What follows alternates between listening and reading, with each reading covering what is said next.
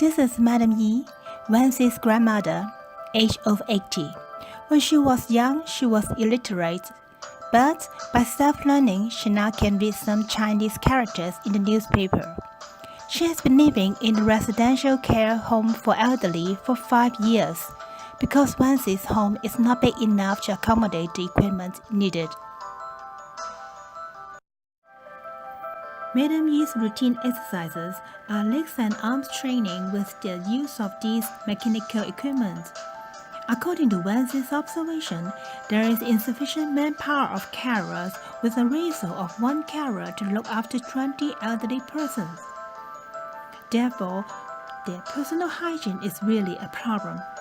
Besides, movement training equipment is also not enough. As for the physiotherapy session, it is just 5 to 10 minutes per week with very primitive equipment to do very simple exercises.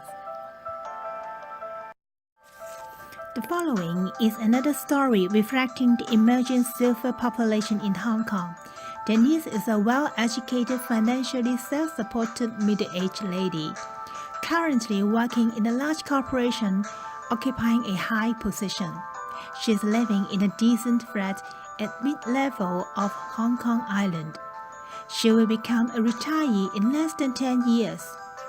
She is expecting a cozy and self-sufficient home with entertainment facilities for fulfilling her desire for upgrading her standard of living and continuing indulgence in her interest in music after retirement.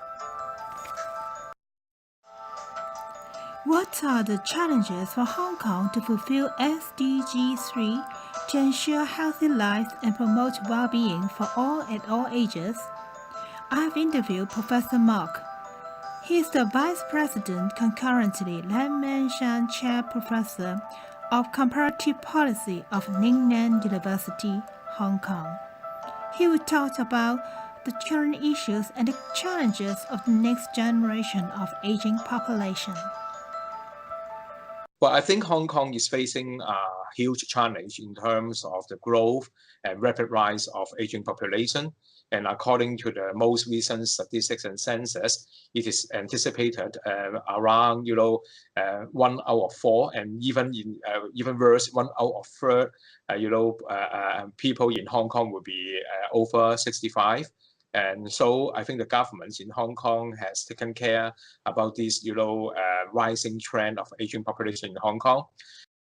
A difficult part for elderly people is about they live longer, but whether they are healthy, not only physical health, but also psychological and emotional health. So loneliness and the elderly would become one very important area for, elderly population facing in Hong Kong. And one of the most challenging issues in what way we come out with good support for helping those senior citizens. They can settle very well at home and in the local community.